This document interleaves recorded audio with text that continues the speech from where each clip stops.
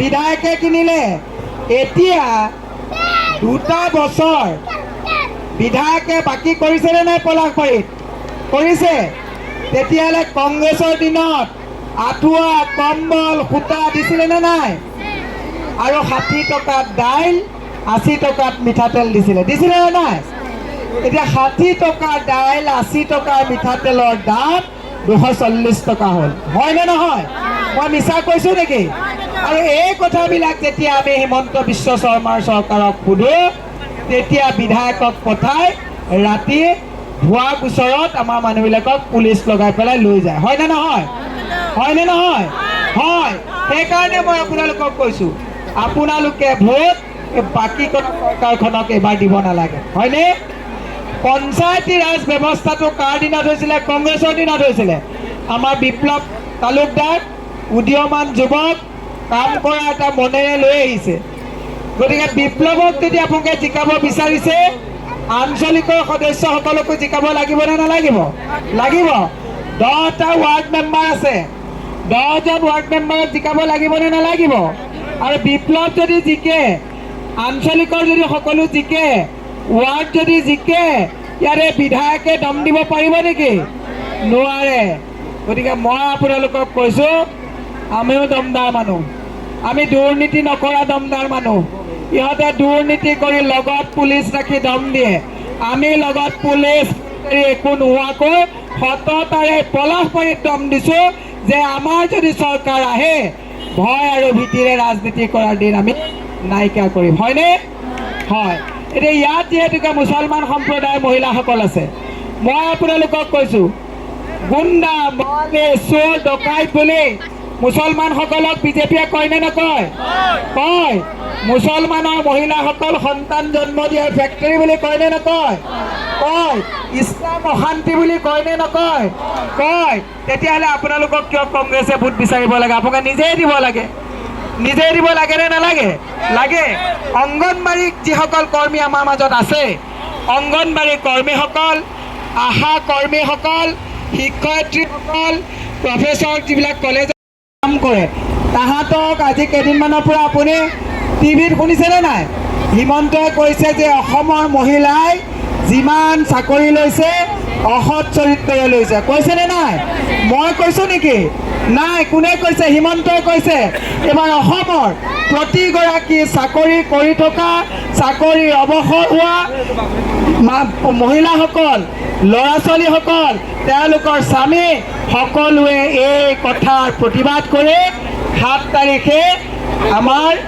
3খনকৈ ballot paper থাকিব নীলা কাগজৰ বেলট পেপাৰত হাতৰ চিনত ভোট দিব আৰু আমাৰ যিসকল চিম্বল নাই আমাৰ ৱাৰ্ডৰ সদস্য আছে তেওঁলোকক আপোনালোকে তাৰ প্ৰতিবাদ কৰি ভোট দিব বুলি মই আশা ৰাখিছোঁ মই দীঘলীয়া নকৰোঁ আপোনালোকক এটা কথা কৈছোঁ কংগ্ৰেছ এনেকুৱা এটা দল যিটো দলে হিন্দু মুছলমান সকলোকে সন্মান কৰে কংগ্ৰেছ এইটো দল যিটো দলে আমাক এখন সংবিধান দিছে আপুনি মছজিদত গ'লে মোৰ আপত্তি নাই মই মন্দিৰত গ'লেও আপোনাৰ আপত্তি নাই মোৰ হনুমান চালিচা মাইকত বাজিলেও আপোনাৰ আপত্তি নহয় আপোনাৰ মছজিদত আজান দিলেও আমাৰ আপত্তি নহয় সেইটো কংগ্ৰেছ দল হয়নে নহয় গতিকে আপোনালোকক মই কৈছোঁ মাটিৰ দালালি কৰা পুলিচ লগত লৈ দম দিয়া হিন্দু মুছলমানক এনি টাইম ঠাট্টা মস্কৰা কৰা এনেকুৱা এটা দলক ভোট দিব নেকি আপোনালোকে কংগ্ৰেছে ব্ৰিটিছ খেদিছে বিজেপিয়ে ভাবিব নালাগে যে সৰ্বকালৰ কাৰণে বিজেপিয়ে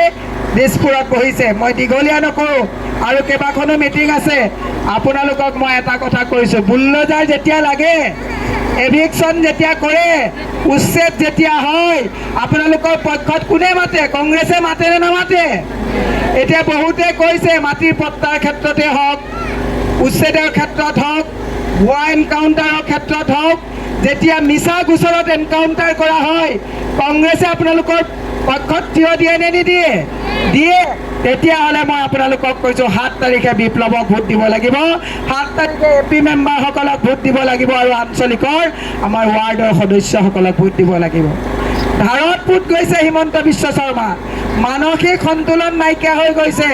গৌৰৱ গগৈক পাকিস্তানী সজাইছে। যিজন মুখ্যমন্ত্ৰীয়ে গৌৰৱ গগৈক পাকিস্তানী সজাব পাৰে, তেতিয়াহ'লে এইজন আকৌ ক্ষমতাত আহিলে আপোনালোকক যে পাকিস্তানী নসজাব তাৰ কোনো হেৰি নাই। সেয়ে মই আপোনালোকক অহা 7 তাৰিখে ৰাতিপুৱা সকলোকে সদলবলৈ গৈ নিজৰ ভোটাধিকাৰ ভালকৈ চাব।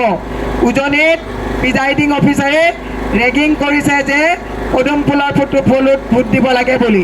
এইবাৰ যদি ইলেকশ্যনৰ দিনা প্ৰিজাইডিং অফিচাৰ কোনো বছৰত কংগ্ৰেছে দাম বঢ়াই 450 কৰিছিলে আৰু 10 বছৰত 1200 টকা কৰিলে আৰু কংগ্ৰেছে প্ৰতিবাদ কৰাৰ কাৰণে এতিয়া 950 টকা, আকৌ 50 টকা বঢ়ালে, 1000 টকা। হয়নে? বস্তুৰ দাম যদি কম লাগে ভোট কাক দিব লাগিব? কংগ্ৰেছ দিব লাগিব। অমৃত বৃক্ষৰ নামত 10,000 টকা পালে নেকি? পাইছেনে? নাই পোৱা। তেতিয়াহ'লে ফাঁকি হয়নে নহয়? অমৃত কলহৰ নামত যে নাচিছিল, পইচা পালে নেকি অমৃত কলহত? নাই পোৱা। বেংকৰ খাতা আছেনে নাই? 15 লাখ সোমালে নেকি? নাই সোমোৱা। যুৱকসকলে 5 লাখকৈ চাকৰি পালে নেকি? নাই পোৱা। থলুৱা ঠিকাদাৰবিলাকে কাম কৰি যে ৰাস্তা ঘাটৰ কাম কৰিছিলে, পইচা পায়। যদি পদুম ফুলত ভোট দিব লাগে বুলি কৈ আপোনালোকক হাৰাশাস্তি কৰে, মই মহিলাসকলক কৈছোঁ তাতে প্ৰিজাইডিং অফিচাৰক ঘোচা মাৰি নাক ভাঙি দিব। কাৰণ যিসকল প্ৰিজাইডিং অফিচাৰ তাত যায়, আপোনাৰ মোৰ কৰ কাটলৰ পইচাৰে তাত তাহাঁতক ডিউটি কৰিবলৈ দিয়া হয়। তাত বিজেপিৰ গোলামী কৰা প্ৰিজাইডিং অফিচাৰক মই মহিলাসকলক আহ্বান জনাইছোঁ, যদি ৰেগিং কৰে তাতে নাক ভাঙি দিব। আমি আহিম আপোনালোকক সহায় কৰিবৰ কাৰণে, হয়নে নহয়? সেইকাৰণে মই আশা ৰাখিছোঁ বিপ্লৱ জিকিব। বিপ্লৱক মই অলপ আগত আহোঁতে কেইবাখন দোকানত সুধিছোঁ যে নিৰ্বাচনী প্ৰচাৰত আহিছোঁ, আমাৰ কেণ্ডিডেটৰ টকা পইচা কম, আমাৰ সদস্যসকলে পইচা পাতি ইমান খৰচ কৰিব নোৱাৰে, জিকিবনে?